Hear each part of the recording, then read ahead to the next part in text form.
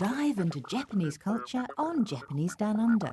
Last Thursday of the month at 8:30 p.m, repeated on Saturday at 1:30 p.m. on Plains FM.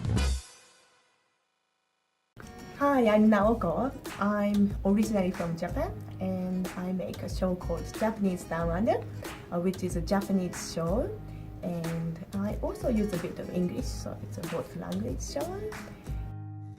I started my show in 2002, so it's way back there. I was studying media in Japan in university, and I took 1 year absence from university and came here to study English and gain some experiences, and I happened to find Plains FM. I was surprised to find out I can actually make my own radio show at this awesome studios. That's awesome. So why not?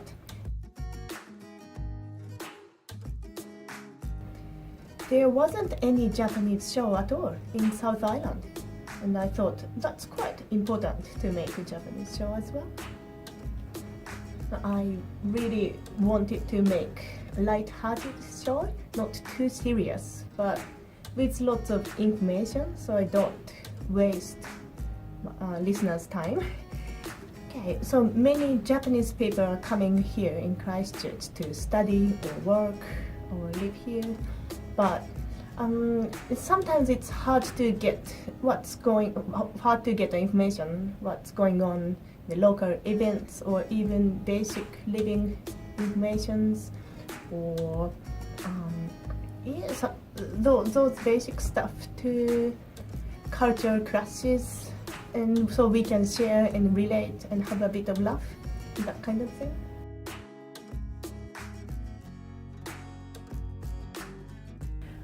I started from pre-recorded show because simply, if you make a mistake, you can fix up just like that. I wasn't confident to start with, so that was a good start. So make sure there is no huge mistake on it.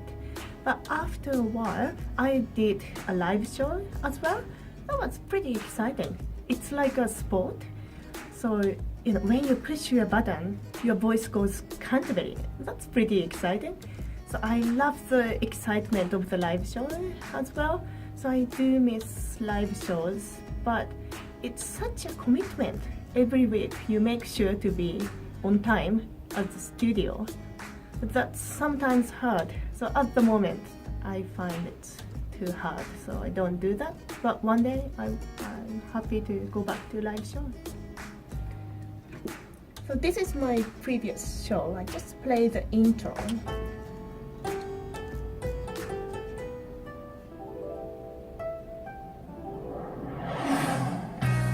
Japanese Downunder interviews. Cultural differences between New Zealand and Japan.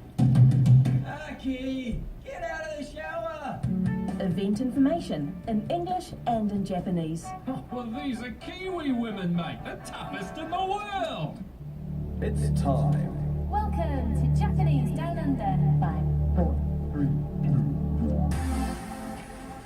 Good evening, I'm Naoko. Tonight on the show we feature traveling in Japan. We have special guest fans who visit Japan. We also hear some images of Japan. But first, let's hear a song by Lord. It's called Perfect Places. Every night I live and die, you party tonight. So the show starts like that. So this time I featured traveling to Japan. So what I did on this show was, at first I interviewed 6 people about what sort of image do you have about Japan, and if you can go to Japan, what would you like to do? Listeners' feedback usually keeps me going. I get lovely feedback sometimes, say from high school student. She's listening to my show during her break time, sharing earphone with her friends and just giggling. That's awesome. And the other thing is, I feel that when I provide information, the more I spread the information, the more I get another information coming back to me. say some people just contact me saying, "Oh, you're doing radio. I got this great information. Can you talk about it?" And I talk about it, and other people comes to me and say, "Hey, this is happening." So like I'm getting more information. So this is a good cycle. And especially nowadays, there are Twitter, Facebook, blogs, and so it's much easier to contact me nowadays.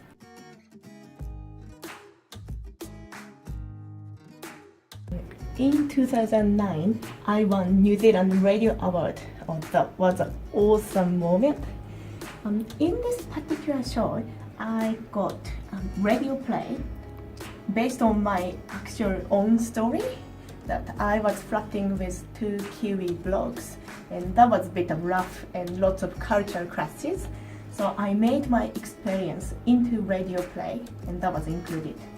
And I think that's one of the reasons I could win awards. And my radio play got another award, a script writing award at Fresh FM in Nelson. And that was awesome experiences.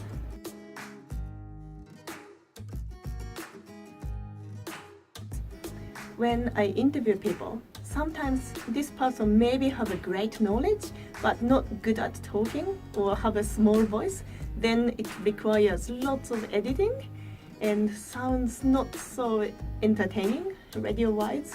So when I pick the person to interview, I always think of if they're good at chatting as well. That's one thing. And also, when I started my show, I thought, wow, making a whole new show is really a big thing and it's the biggest challenge, but it wasn't the case. The carrying on the show is harder, but it's really worth it. So that's ongoing challenge. But it's great making a show. It has changed a lot.